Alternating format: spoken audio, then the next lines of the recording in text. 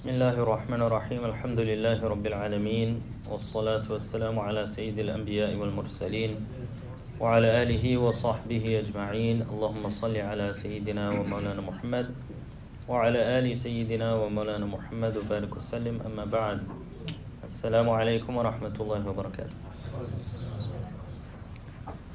We know that Rasulullah sallallahu alayhi wasallam was a shepherd, and he tells us in a hadith that all previous prophets were shepherds as well. There's a lot of wisdom behind why they were chosen to be shepherds and not camel herders, for instance, or cowboys, for instance. Among them is that shepherds have to be very tender to their flock. A shepherd has to be very kind because sheep are weak. You cannot hit sheep very hard, otherwise you risk breaking their bones and harming them. So becoming a shepherd actually allows a person to understand how to deal with people in real life. When you see sheep going in the wrong direction, you have to gently steer them in the right direction. With camels, with cows, they have different tools, they have whips, they have different ways to discipline them. However, with sheep, that is not possible. Another quality that shepherds have to have is this tolerance. Because there's no discipline involved, and because they are going to go the wrong way, they have to go out of their way, and they can't exact their revenge on them. They have to be kind-hearted. They have to know how to group them together. They have to plan ahead. These are some of the wisdoms why Allah subhanahu wa ta'ala makes all of the prophets shepherds. Rasulullah sallallahu alayhi wa sallam, he also used this as an analogy. In a hadith that is in both Bukhari and Muslim, he states, "Kullukum ra'i, kullukum ra'i." All of you are shepherds. Whether you actually have seen a sheep in real life or not, you're still a shepherd, according to the analogy of Rasulullah sallallahu alaihi wasallam. How are you and I a shepherd? In whatever capacity you and I have, we have those underneath us. We have individuals under our care. We have people around us. These are certain individuals that we can show our kindness to. We can display tolerance to. We can ignore their excesses. And he says, وَكُلُّكُمْ مَسْئُولٌ عَنْ رَعِيَّتِهِ. Every one of you will be asked for their flock, in regards to their flock. Everyone is responsible for their flock. Mas'ul, you're responsible, and it also means that you are questioned in their regard. Which means Allah subhanahu wa ta'ala will ask you about your flock. You are a metaphorical shepherd. Whoever is under your care, you are tending that flock. On the Day of Judgment, Allah subhanahu wa ta'ala will ask us in regards to how we tended that flock. Did we do a good job? Were we those who had tolerance? Were we among those who were kind? Were we amongst those who forgave? Or were we those who exacted our revenge on our flock or abused our flock in whatever way possible? He continues and he gives an example. Every father figure is responsible for their family members. وَهُوَ مَسْئُولٌ عَنْهُمْ. He's responsible over them, and he is liable to the questioning of Allah subhanahu wa ta'ala in their regard. وَالْمَرْأَةُ رَاعِيَةٌ عَلَى بَيْتِ بَعْلِهَا وَبَلَدِهِ. A woman is a shepherd over the home of her husband and over her children. وَهِيَ مَسْئُولَةٌ عَنْهُمْ. She is responsible for them and she is questionable. Allah subhanahu wa ta'ala can interrogate her for that. وَالْعَبْدُ رَاعٍ عَلَى مَالِ سَيِّدِهِ وَهُوَ مَسْئُولٌ عَنْهُ. Even a slave, says, in the era of Nabi sallallahu alaihi wasallam there were slaves. Even a slave is responsible over the wealth of their master, and they are responsible, they are questionable for that. أَلَا فَكُلُّكُمْ رَاعٍ وَكُلُّكُمْ مَسْئُولٌ عَنْ رَعِيَّتِهِ.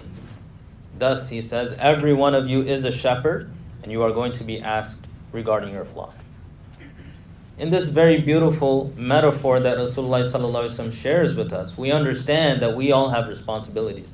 We also understand that each one of us has a leadership position, whether a grand leadership position or a very minor one in our eyes.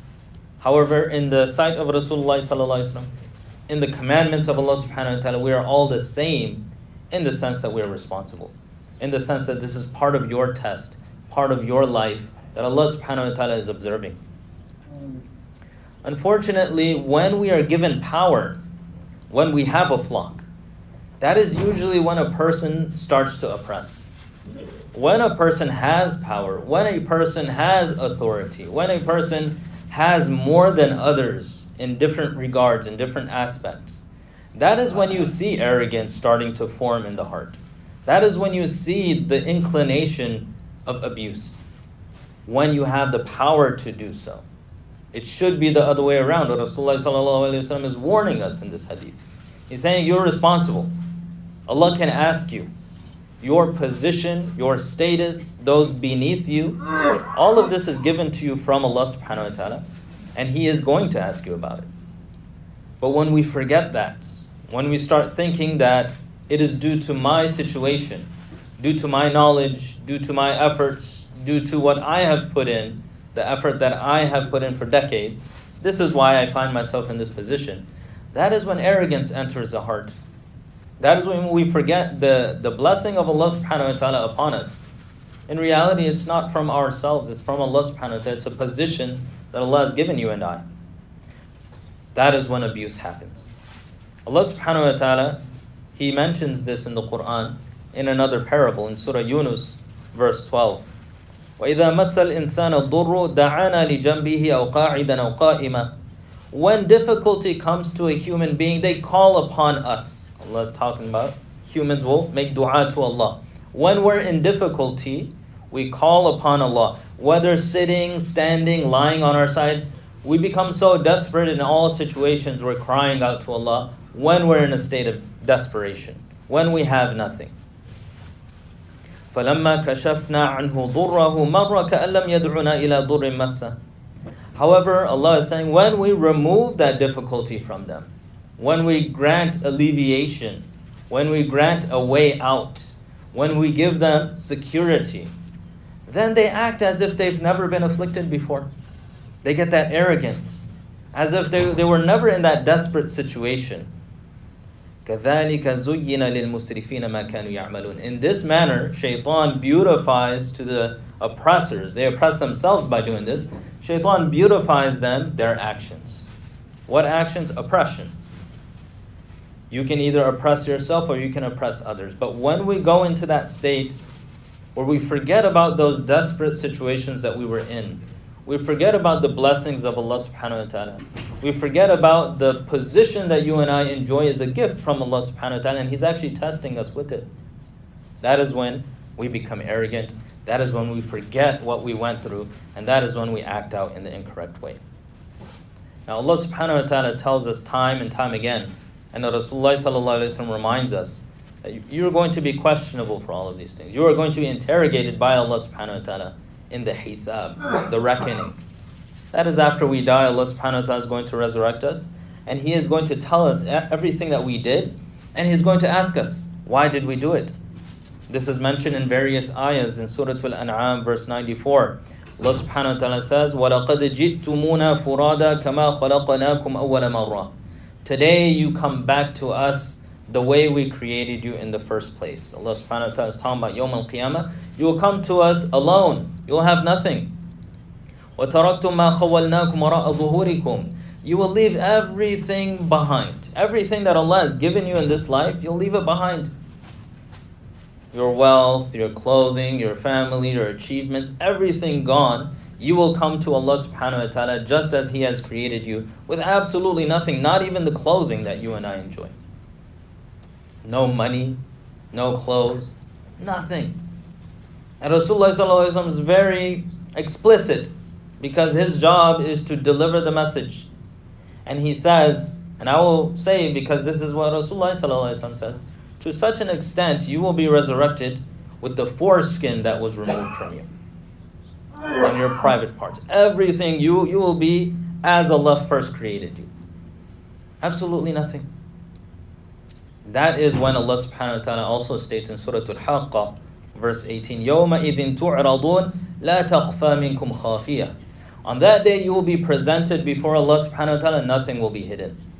Nothing of you, yours and eyes will be hidden, or yours and mine will be hidden from Allah subhanahu wa ta'ala. Nothing. Everything will be displayed. Allah also says in Surah Al-Ma'idah, verse 105, إِلَى اللَّهِ مَرْجِعُكُمْ جَمِيعًا. All of you have your return to Allah subhanahu wa ta'ala. You will return to Allah subhanahu wa ta'ala. فَيُنَبِّئُكُمْ بِمَا كُنْتُمْ تَعْمَلُونَ. He will tell you what you used to do. You don't have to say, oh Allah, I did this, I did it. Allah will tell you what you used to do, and He will interrogate you, and you will have to give an answer for all of the actions that you and I have committed, that we have done in favor of ourselves or against ourselves. This is our essential belief. This is Yawm al-Qiyamah. This is belief in the Akhirah. Now this belief is absolutely necessary for all of us. Why? Because it keeps us in check. When we have this understanding that Allah is watching, and one day I will have to give account for all of these things, it keeps us in check. It prevents zulam. It prevents oppression and abuse.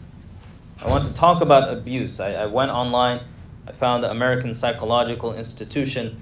They define abuse as interactions in which one person behaves in a cruel, violent, demeaning, or invasive manner toward another person or an animal. Interactions in which a person behaves in a cruel, violent, demeaning, or invasive manner toward another person or an animal. This is abuse. And this is when we are put in a position of power. Allah is watching. We think it's a ni'mah, not necessarily. Maybe, it could be, you have a position of authority, that could be a ni'mah. It's not necessarily a ni'mah. It depends what you do with it. If you abuse that power that Allah subhanahu wa ta'ala has given you, in whatever way that you want to do, then this is actually a punishment from Allah subhanahu wa ta'ala. Now Rasulullah sallallahu alaihi wasallam has shared with us many different prohibitions in this regard, due to the various kinds of abuse there are out there. Regarding physical abuse, Aisha radiallahu anha, she says about Rasulullah sallallahu alaihi wasallam. We know the ruling, Allah subhanahu wa ta'ala mentions in the Quran. I'm not going to hide the ruling. However, let's look at the fi'l and the action of Rasulullah sallallahu alaihi wasallam. The wife of Rasulullah sallallahu alaihi wasallam says, "Ma daraba Rasulullah sallallahu alaihi wasallam shay'an qattu biyadi, wala imra'atan wala khadima." Rasulullah sallallahu alaihi wasallam never hit anything with his hand. He never hit anything with his hand. His wife is saying, nor a woman, nor a servant. And in fact, Anas radiallahu anhu, who served Rasulullah sallallahu alaihi wasallam for over a decade, he says in one narration that Rasulullah sallallahu alaihi wasallam never said to me, and when he was a child, he was a little bit mischievous. Rasulullah sallallahu alaihi wasallam would send him on an errand. He was around 10, and his mother said that, "I want my son to serve you." So he said, "Okay, I'll send him on some errands if I need." So he would send him on some errands. He was 10, 11. And then he would forget, and he would start playing with the kids. Then Rasulullah sallallahu alaihi wasallam would come out looking for him, and he would find him. Anas radiallahu anhu said that never in my decade of service to Rasulullah sallallahu alaihi wasallam, not once did he tell me, "Why did you do that?" Not even the question, like, why did you do this? Forget about yelling, hitting, none of that. So Aisha says, Nabi sallallahu alaihi wasallam never hit anyone, nor a woman, nor a servant. إِلَّا أَنْ يُجَاهِدَ فِي سَبِيلِ اللَّهِ. However, he was a warrior. He would fight in battle. He wouldn't sit on the sidelines. In war, yes, Nabi sallallahu alaihi wasallam would fight. However, outside of battle, he never hit anyone with his hands. Regarding verbal abuse, Ibn Mas'ud radiyallahu anhu says that Rasulullah sallallahu alayhi wa sallam stated, this is recorded in Sunan al-Tirmidhi, ليس المؤمن بالطعان ولا اللعان ولا الفاحش ولا البذيء. The believer does not insult others. He does not curse others. He is not vulgar, nor is he shameless. Nabi sallallahu alaihi wasallam says. So a believer doesn't use bad language, doesn't insult anyone. Even, indicating towards insults, he doesn't do that. He doesn't curse anyone. He doesn't clearly, explicitly say these bad words. It's not in his vocabulary. He's not vulgar. And he is definitely not shameless. This is what Rasulullah is saying. Meaning, if you want to be the ideal believer, you want to be a mu'min in Allah subhanahu wa ta'ala, one who realized and actualized Islam in their heart and their actions and their statements, you should not be engaging in any of these things. Regarding financial abuse, what is this? Someone using their wit and their cunning to take someone else's wealth against their will, or manipulating them for that. Allah subhanahu wa ta'ala says in Surah Al-Baqarah in verse 188, وَلَا تَأْكُلُوا أَمْوَالَكُمْ بَيْنَكُمْ بِالْبَاطِلِ. Do not take your wealth, one of you from another, in a wrongful manner. Allah subhanahu wa ta'ala says, do not take wealth in a wrongful manner. And Rasulullah sallallahu alayhi wa sallam says, a warning to us, if we take anyone's wealth in the incorrect way, مَنْ أَخَذَ شِبْرًا مِنَ الْأَرْضِ ظُلْمًا طَوَّقَهُ or طُوِّقَهُ مِنْ سَبْعِ أَرْضِينَ. Anyone who takes a handspan of land from another person unjustly, handspan of land from another person unjustly, on Yawm al-Qiyamah, because when you own land, you own what's underneath the land as well. Islamically, I don't know about the law of the government, if you're able to dig a hole, or Allahu A'lam, if you find dinosaur bones in your backyard, maybe they'll seize it, or gold. But Islamically speaking, if you own land, you own everything underneath. So if someone takes a handspan of another person's land unjustly, on Yawm al-Qiyamah, as far as that land goes underneath the earth, that amount will be placed on their neck. This is what Rasulullah sallallahu alaihi wasallam saying. Part of this, I'm going a little bit off topic, but this is zulm. We need to understand what abuse is. In many cultures, I know Eastern cultures, that's my background, the Indo-Pak region. What happens is when a father passes away and he has left behind brothers and sisters, it is expected that the sister will not take any of the land and inheritance from the father. She must give it to the brothers. If she doesn't do so, she will be outcast, she will be chased away, she will be ousted from the family. This is dhulam. And if we are guilty of this, Allah subhanahu wa ta'ala says in the Quran that they get a share. Now you, with your action, I'm not specifically saying anyone, if you fall into this category, then it applies to you. With your action, by either implying or taking that your sister's wealth that she inherited, expect that much land to be put on your neck on Yawm al-Qiyamah. If you're okay with it, then go ahead, enjoy your land. But you're going to have to pay somewhere. You took her land in dunya, she'll have it on your neck on Yawm al-Qiyamah. The Muftis, the scholars, they say even if a woman, due to the culture, it's expected that the woman is going to give it.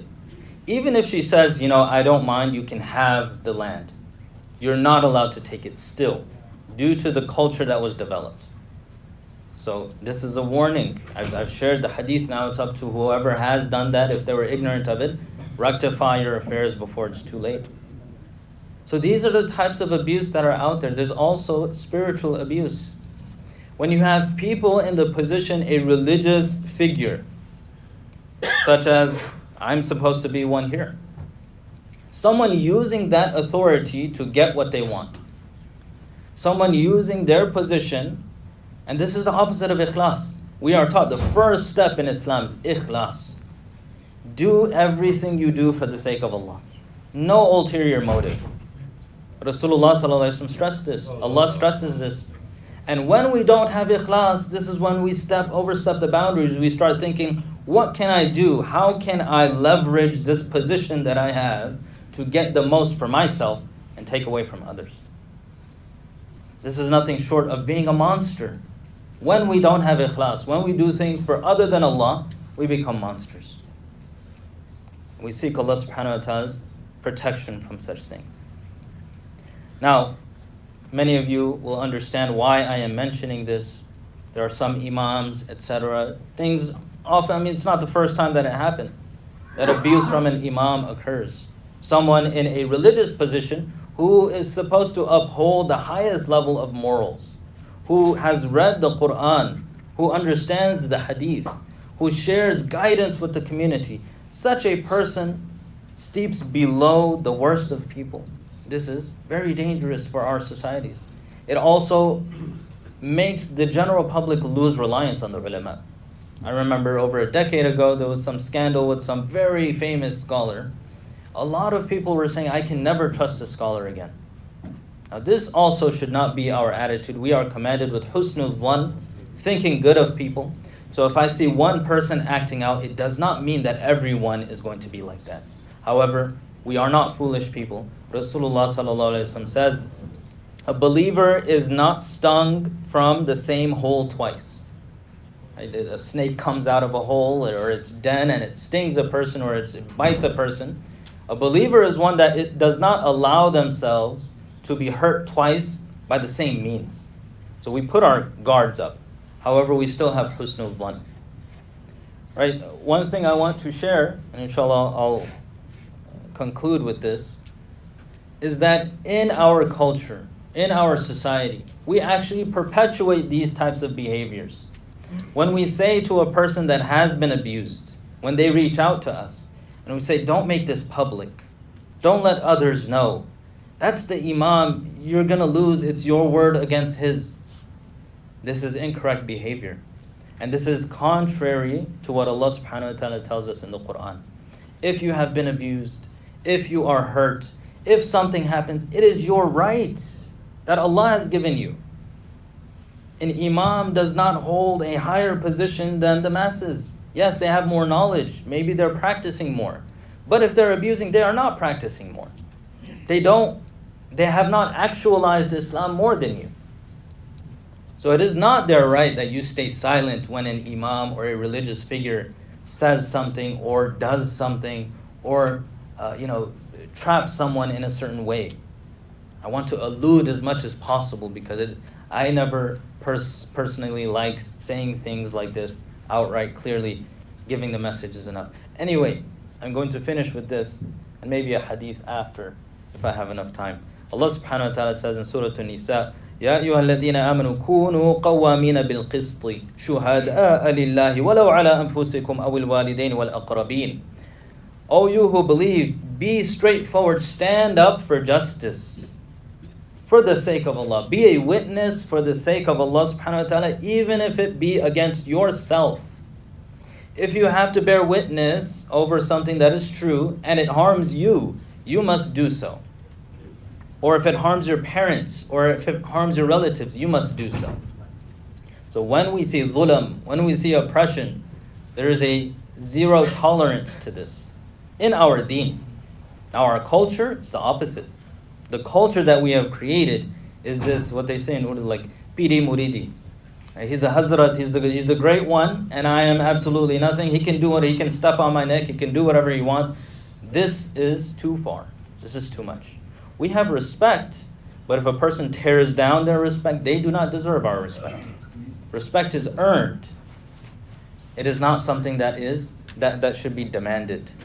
And I'll leave you with one hadith. Rasulullah sallallahu alaihi wasallam again speaks about justice. كل المسلم على المسلم حرام دمه وماله وعرضه. 3 things are haram for you to take from any other Muslim, any other believer. It is absolutely haram. Their blood, their wealth, and their dignity. You cannot take the life of anyone. You cannot physically harm anyone.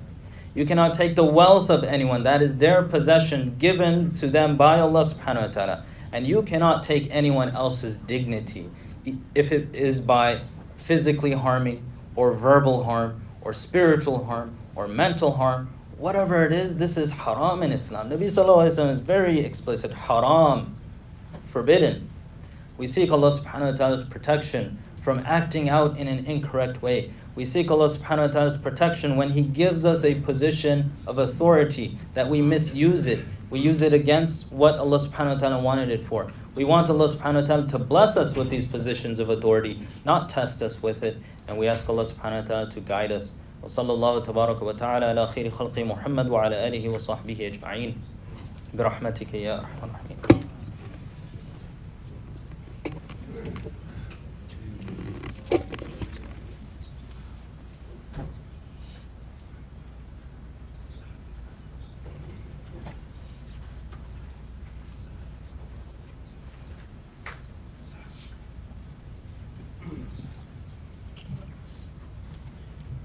Assalamu alaikum.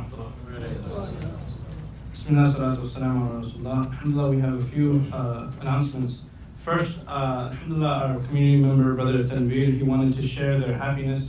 Sometime back, Allah subhanahu wa ta'ala blessed him with a son, and right after the birth and everything, it's difficult to arrange things. But now, alhamdulillah, as things has calmed down, he wanted to share that good news with the community, so he's brought sweets for everyone, brothers and sisters. So make sure on the way out, you grab some of the sweets. So I wanted to make sure I start off with that. Allah subhanahu wa ta'ala bless Brother Tanveer and his family. Number two, tomorrow, inshallah, we have both the middle school and high school youth programs. Middle school youth program will be from 3:30 to 5:30, and then high school youth program will be from after Maghrib till roughly Isha. The RSVP links and the flyers have been posted. We'll repost inshallah. Number three, we have brothers sports and also sisters fitness classes. We haven't really sent out the flyers because there's limited space. But I believe there's a few more slots available. If any of the sisters are interested, the sisters, they usually meet at 9 a.m. I believe, and they go from 9 to 10 a.m. As for the brothers, we usually meet at the Pernicial Park, starting from 8 a.m. and we go until 10:30. So if anyone's interested in joining Sunday mornings, we have sports and fitness separately for the brothers and sisters. Last but not least, alhamdulillah, last week we had our first session of the Urdu reading classes, the workshop. MashaAllah, many of the brothers that joined, they were very pleased with the workshop, and the instructor is enthusiastic to try to run another session. So we'll be sending out another survey or another reminder. Whoever is interested, again, you can just DM me, inshallah, and then we can put you into the WhatsApp group. So this next session will be from Monday all the way to Friday, 7 to 8 p.m., Monday through Friday, inshallah, just 1 week. Again, Brother Tanveer, may Allah subhanahu wa ta'ala bless him and his family. Sweets are available for the community. Number two, middle school, high school youth programs tomorrow. Number three, sports on Sunday and fitness for the sisters on Sunday morning. And number four, we have the Urdu reading workshop. Jazakallah khair. Assalamu alaikum.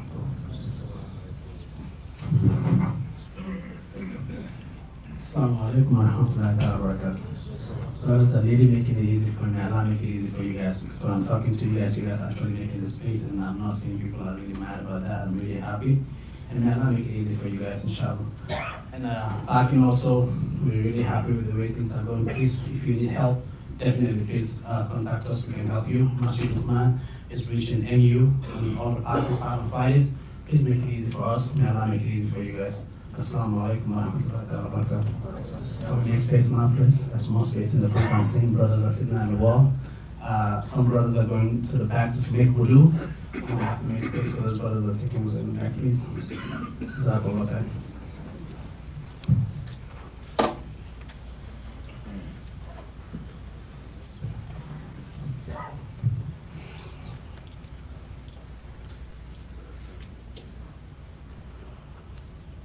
Allahu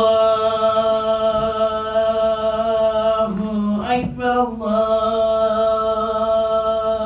Allahu Akbar, Allahu Akbar,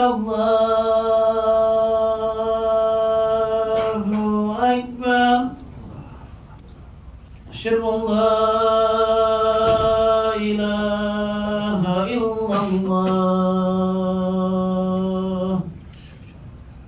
Ashhadu an la ilaha illallah. أشهد أن لا محمد رسول الله أشهد أن لا محمد رسول الله حي على الصلاة حي على الصلاة حي على الفلاح حي على الفلاح الله أكبر الله أكبر لا إله إلا الله.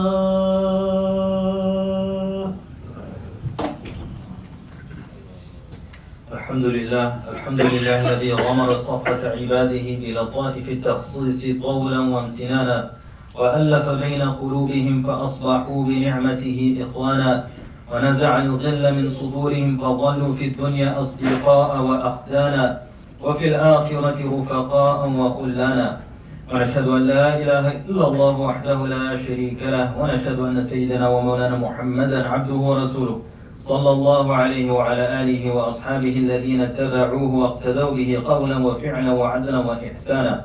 أما بعد، فإن المحافظة على حقوق العامة منهم والخاصة من أفضل القربات، وبمراعاتها تصفو الأخوة والألفة عن شوائب الكدرات، وقد ندب الله ورسوله إليها فقال الله تعالى: ولا تقتلوا أولادكم خشية إملاق.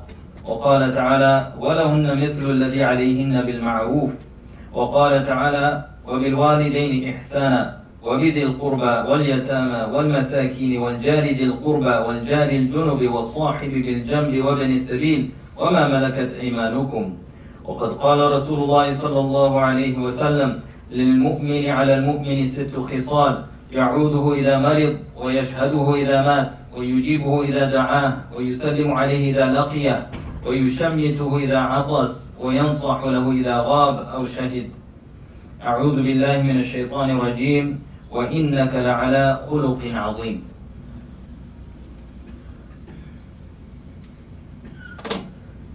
الحمد لله نحمده ونستعينه ونستغفره ونؤمن به ونتوكل عليه، ونعوذ بالله من شرور أنفسنا ومن سيئات أعمالنا، من يهده الله فلا مضل له ومن يضلل فلا هادي له. نشهد أن لا إله إلا الله وحده لا شريك له، ونشهد أن سيدنا ومولانا محمدا عبده ورسوله أرسله بالحق بشيرا ونذيرا صلى الله عليه وعلى آله وصحبه وبارك وسلم تسليما كثيرا.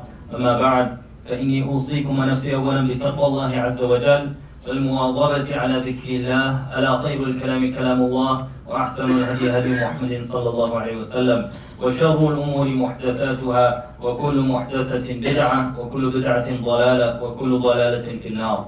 من أطاع الله ورسوله فقد رشد، ومن يعص الله ورسوله فقد غوى. ربنا اغفر لنا ولإخواننا الذين سبقونا بالإيمان، ولا تجعل في قلوبنا غلا للذين آمنوا، ربنا إنك رؤوف رحيم. اللهم أمطر شابيب رضوانك على السابقين الأولين من المهاجرين والأنصار والذين اتبعوهم بإحسان، خصوصا على الخلفاء الراشدين المهديين، وعلى آل رسول الله صلى الله عليه وسلم، وعلى سائر أصحاب رسول الله صلى الله عليه وسلم، رضي الله تعالى عنهم أجمعين. أولئك حزب الله، ألا إن حزب الله هم المفلحون. اللهم أيد الإسلام وأنصاره، وأذل الشرك وأشراره. اللهم وفقنا لما تحب وترضى، واجعل آخرتنا خيرا من الأولى. اللهم انصر من نصر دين محمد صلى الله عليه وسلم واجعلنا منهم، واخذل من خذل دين محمد صلى الله عليه وسلم ولا تجعلنا معهم. عباد الله رحمكم الله، إن الله يأمر بالعدل والإحسان وإيتاء ذي القربى، وينهى عن الفحشاء والمنكر والبغي، يعظكم لعلكم تذكرون. اذكروا الله العلي العظيم يذكركم، ودعوه يستجب لكم، ولذكر الله تعالى أعلى وأولى وأعز وأجل وأتم وأهم وأعظم وأكبر. والله يعلم ما تصنعون. أقيموا صفوفكم.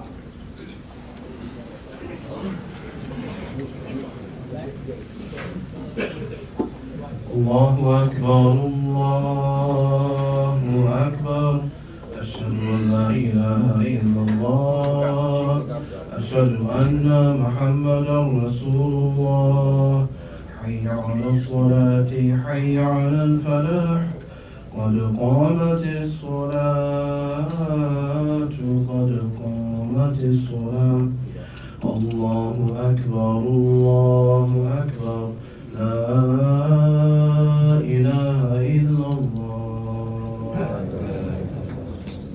استووا أقيموا صفوفكم واعتدلوا فإن الصفوف ترجع سرفيلد. الله أكبر.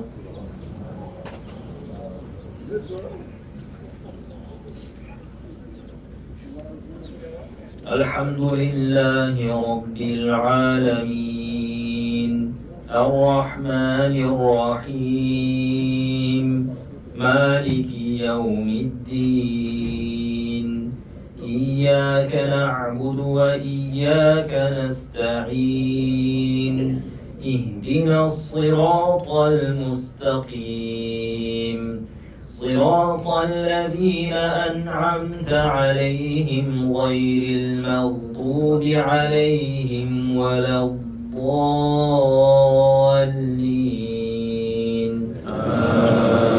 آمين.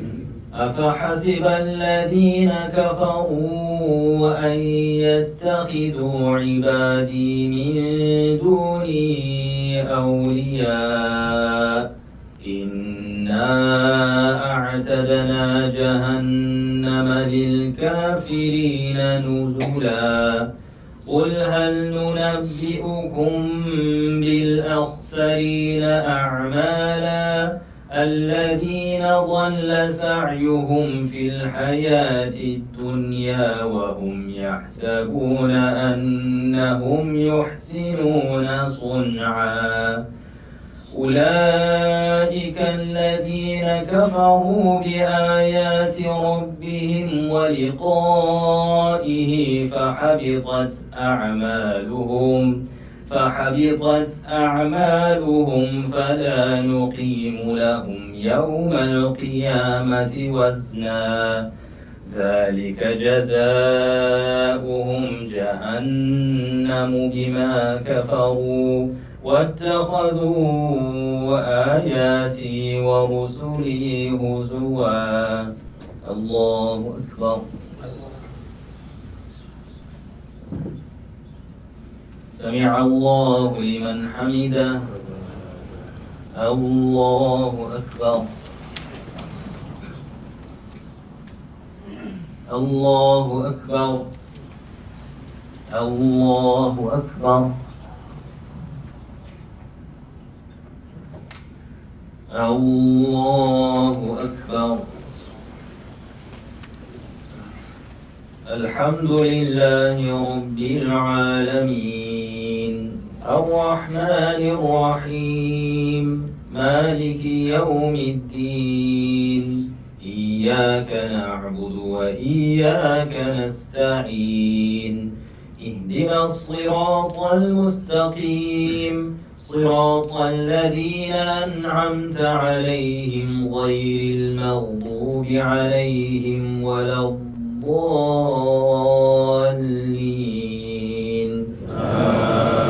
آمين.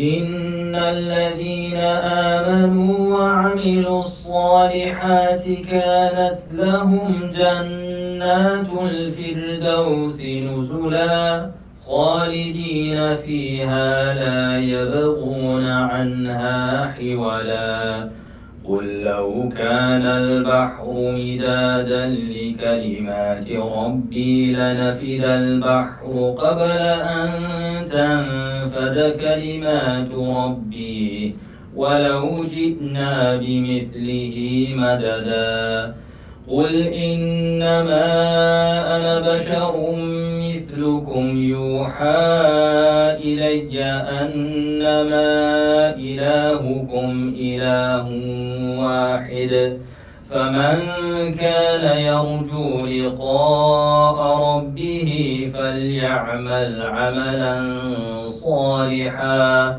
فليعمل عملا صالحا ولا يشرك بعبادة ربه أحدا.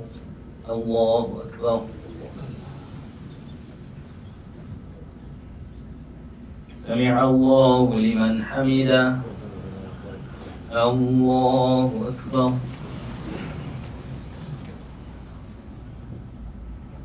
الله أكبر. الله أكبر. الله أكبر.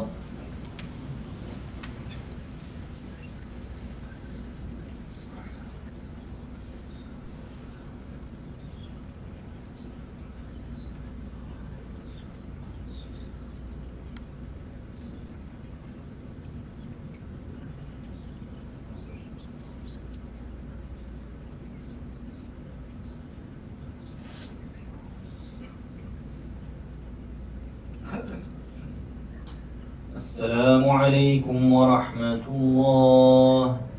السلام عليكم ورحمة الله.